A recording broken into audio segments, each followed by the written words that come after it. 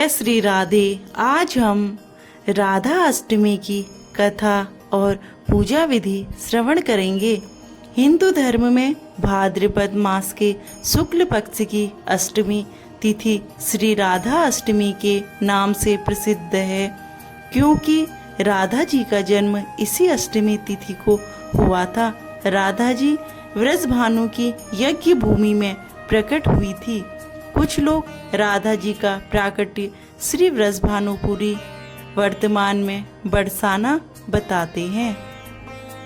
इस दिन प्रातःकाल उठकर स्नान आदि क्रियाओं से निवृत्त होकर श्री राधा जी का विधि पूर्वक पूजन करना चाहिए। इस पूजन को दोपहर का समय उपयुक्त माना गया है। इस दिन पूजल स्थल में ध्वजा, पुष्पमाला, वस्त्र, पताका, तोड़ आदि का विभिन्न प्रकार के मिष्ठानों एवं फलों से श्री राधा जी की स्तुति करनी चाहिए।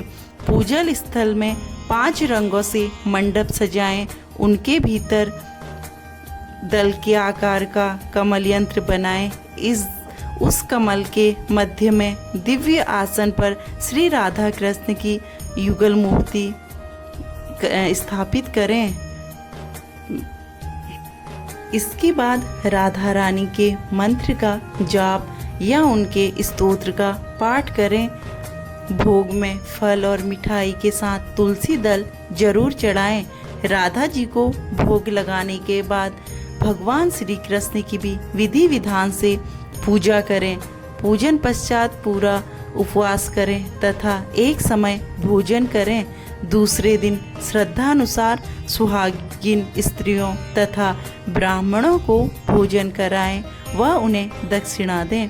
पूजा के अंत में श्री राधा जी और भगवान श्री कृष्ण की आरती करें और सभी को प्रसाद बांटें और स्वयं भी ग्रहण करें।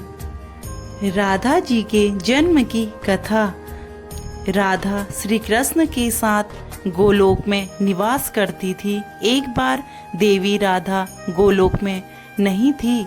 उस समय श्री कृष्ण अपनी एक सखी विराजा के साथ गोलोक में विहार कर रहे थे।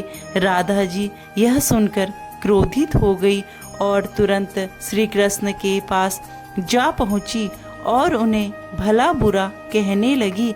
यह देखकर कान्हा के मित्र श्री दामा को बहुत बुरा लगा और उन्होंने राधा को पृथ्वी पर जन्म लेने का श्राप दे दिया।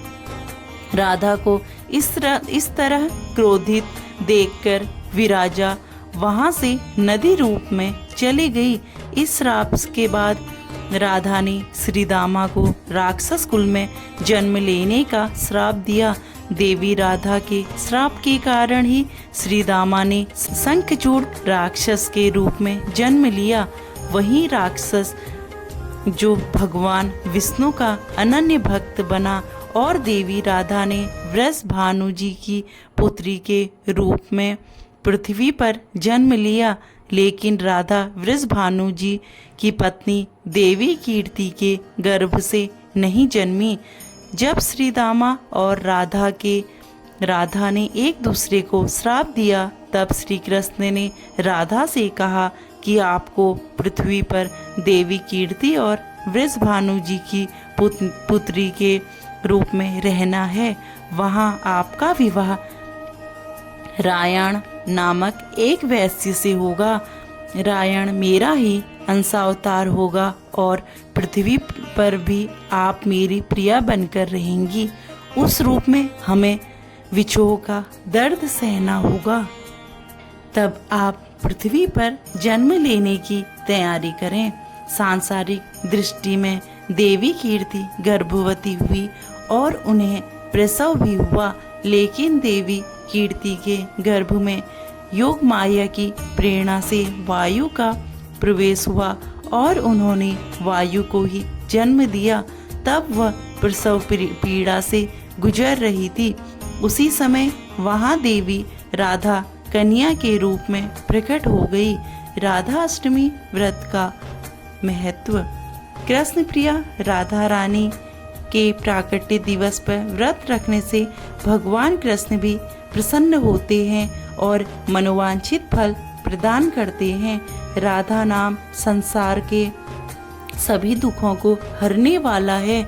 मान्यता के अनुसार इस व्रत को करने से धन की कमी नहीं होती और घर में बरकत बनी रहती है। बोलिए राधा रानी की जय, श्री कृष्ण भगवान की जय।